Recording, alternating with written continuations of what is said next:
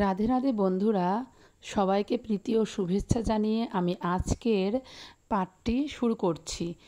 আজকে আমি তোমাদের কাছে একটি অনুমতি নেব যে তোমরা কি নিত্য প্রতিদিন গীতা পাঠ শুনতে চাও কি না। গীতা গ্রন্থ থেকে একটা কিংবা দুইটা শ্লোক পাঠ করে আমি তোমাদের জন্য নিবেদন করতে চাচ্ছি। যদি তোমরা অনুমতি দাও তাহলে অবশ্যই তোমরা কমেন্টে জানিয়ে দিও, তাহলে আমি প্রতিদিন তোমাদের জন্য একটি দুটো করে শ্লোক আমি পোস্ট করব। কেন নয়, আজকের দিনে সবাই অনেক ব্যস্ত, গ্রন্থ নিয়ে বসার মতো সময় নেই, তাই আমি তোমাদের জন্য এই ব্যবস্থাটি করার জন্য নিজেকে প্রস্তুতি করেছি। তাই তোমরা যদি চাও অবশ্যই কমেন্টে জানিয়ে দিব। সেই লক্ষ্যে আমি আজকে এখানে একটি শ্লোক, আজকের শ্লোকটি শ্রীমদ্ ভগবত গীতার 2য় অধ্যায় সাংখ্য যোগ, শ্লোক নং 21। বেদা বিনাশিনং নিত্যম ইয়া এজো এনো মজমবয়ম কথং স পুরুষঃ পার্থ কং ঘাতয়তি হন্তিকম। গীতার গান।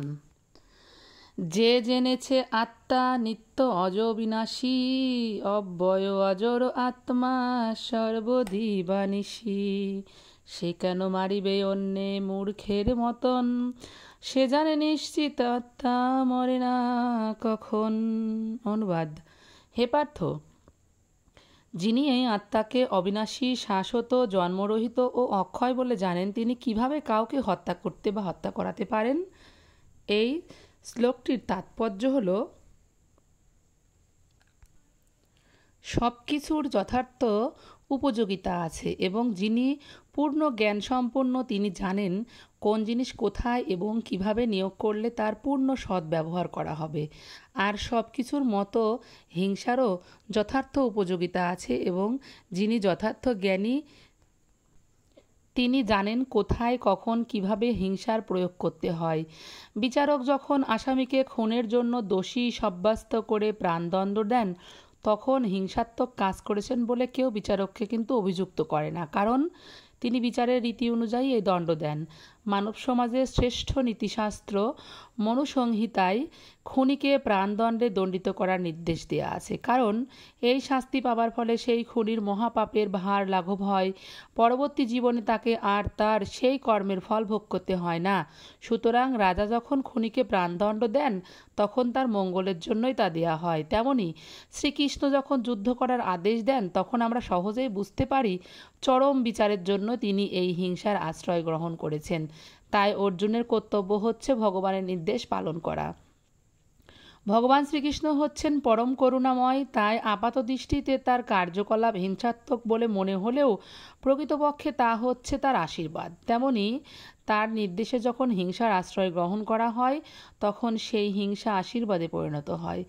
আর তাছাড়া ভগবান শ্রীকৃষ্ণ এখানে অর্জুনকে শিক্ষা দিয়েছেন যে মানুষের প্রকৃত পরিচয় হচ্ছে তার আত্মা এবং সেই আত্মাকে কখনো হত্যা করা যায় না। সুতরাং সুবিচারমূলক প্রশাসনের স্বার্থে ওই ধরনের হিংসাত্মক কার্যকলাপের অনুমতি দেয়া আছে। শল্য চিকিৎসক অস্ত্রোপচার করেন রোগ সারার জন্য, রোগীকে মেরে ফেলবার জন্য নয়।